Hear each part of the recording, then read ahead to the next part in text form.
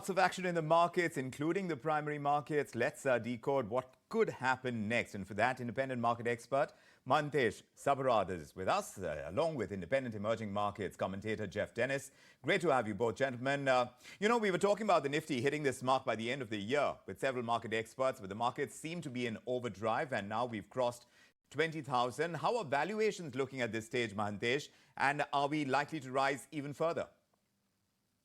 From a valuation perspective, the market is actually closer to its median, multi-year kind of median valuation. Now, valuation can be viewed in two buckets. One is the historical P multiple and one which is the forward P multiple. From a historical P multiple, we are already closer to the median, like I mentioned. But from a forward P multiple basis, we are probably slightly at a premium right now to historical averages. That's because we are now entering a zone where EPS growth, having recovered for the Nifty companies post-COVID, is now touching a higher base. So growth over a higher base is becoming a little challenging. So we might see EPS growth ahead a bit subdued. Nevertheless, it will be in double digits, closer to 15% kind of growth than a 20-25% kind of growth. But that's good enough. And therefore, the valuations do not seem to be very challenging, both from a historical perspective as well as from a forward perspective. Think a correction now in the markets would draw in more foreign investments into Indian equities, even as we see the US GDP numbers, and that economy looks pretty strong and resilient right now. Geoff, that question for you. Is that for me? Yeah, sorry. Yes, it does. It looks very strong indeed.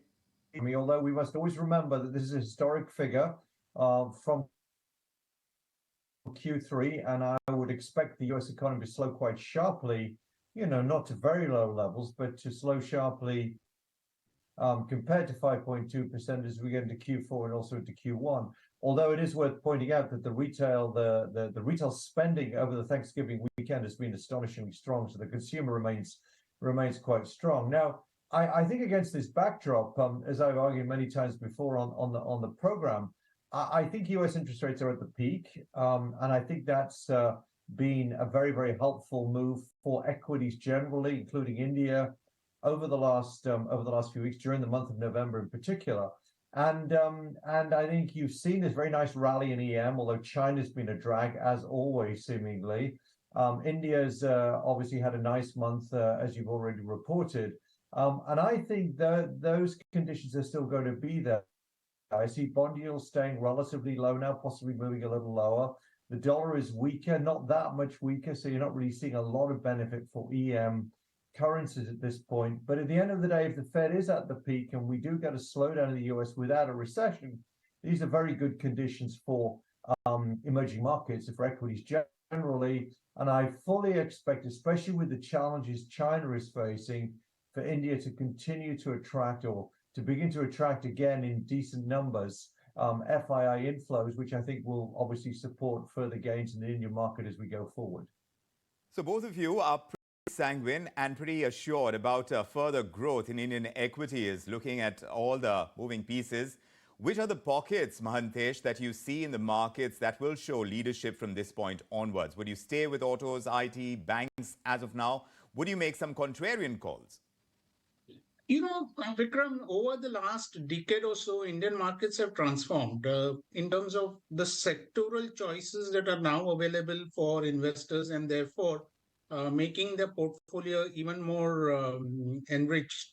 What I really mean by that is that 10 years ago, we used to traditionally look at sectors like you just named, auto, pharma, IT, or even banks. Now we have newer sectors which provide better quality of growth ahead. Things like we never had insurance companies listed 10 years ago. Now we have insurance companies listed. We have online retail companies listed now, available for investments. And now we're going to see probably newer companies in the IT space to do with engineering services, more with engineering services co-linked with automobile, co-linked with probably engineering. So what I'm essentially trying to say is that the growth ahead is going to come from newer sectors. So I would watch out for such newer sectors like hospitals. Hospitals is something which is now emerging as a key growth driver for equity markets, and some of the stocks are becoming must-have in your portfolio. You have the likes of, I did talk about online retailing. You have some of the online retailing companies really doing well, or have demonstrated a profitability streak, have demonstrated an ability to return capital back to shareholders, and so on and so forth. So these are the sectors that I would look for. Traditional sectors, among the traditional sector, banks will continue to remain the favorite. So that goes without saying that the banks will lead the growth ahead. They become very large as well. So from a portfolio perspective, they constitute an important part of your portfolio. So these are the sectors I believe, the banks, the hospitals, the online retailing sectors, which are the ones that will lead the growth ahead, not the traditional ones that we are accustomed to look at. They find favor among foreign investors as well, Geoff. This dovish commentary coming in from the US Fed, that has raised expectations of interest rate cuts next year, and that has lifted sentiment for perhaps what you may call the riskier assets. You think that is where we're likely to see more interest? Already our broader markets have gotten a lot more traction from foreign investors in recent times, as also in our primary markets. I think that's absolutely right. I mean, I have also been very cautious about how quickly we would expect the Fed to cut rates. I don't see Fed rate cuts until the second half of 2024. But frankly, just the thought that rates are at the peak now and you're seeing much lower yields and a slightly weaker dollar, all of that is very, very helpful. And will certainly be driving emerging markets generally, with possible exception of China. There's been some big moves in November. Brazil, Mexico, both up around 13%. India's up in dollar terms around 8% in the month of November, at least according to the MSCI data. And I think what's going to happen in terms of FII money is, notwithstanding what our colleague has said there, which sounds fascinating, and I'm sure is absolutely what some of the locals are looking at. I think the foreigners are more likely to go for the more traditional sectors. It's a very interesting market. If you look at MSCI India, the sectors are quite flat. Once you've done financials, which are very big, a lot of the other sectors are quite flat. Consumer discretionary, consumer staples, energy, materials, industrial, flat in the sense of similar weights in the market. And I expect the FII investors, as we get further gains in equity markets around the world, good seasonal point of time of the year as well, to go for more traditional sectors, perhaps like financials, which I like consumer, which I also like, and I think like technology. So the locals probably get a bit more specific and granular maybe, and the foreigners just say, look, this looks good for EM, it looks good for India against this background, despite high valuations. Those are the sort of normal sectors I'm going to go for.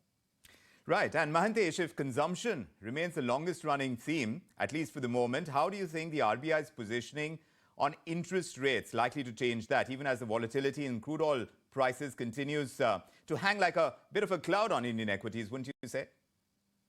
RBI has already signaled a pause in the interest rates, right? It's been several months that they have not raised the interest rates per se, but they have been tinkering around other policies and policy initiatives to keep the volatility overall subdued, or volatility contained.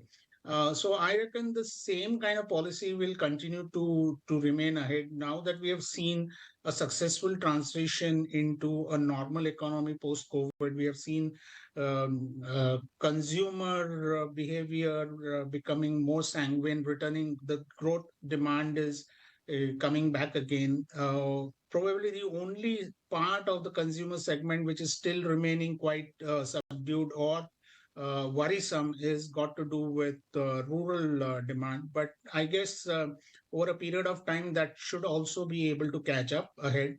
And therefore, from the RBI, I don't see any incremental steps that will disturb the status quo that we are already seeing. Of course, we'll have to see the outcome of the state election results as well. That's another moving piece that everyone's watching very closely, and whether or not that has an impact on how the markets move from here. And yes, we are expecting the GDP numbers, the final ones, to come in. And that happens tomorrow. We don't have too long to wait for that. But Mahantesh and Geoff, many thanks for joining us with your perspective on what we're likely to see post 20,000 being hit on the Nifty. Thanks indeed.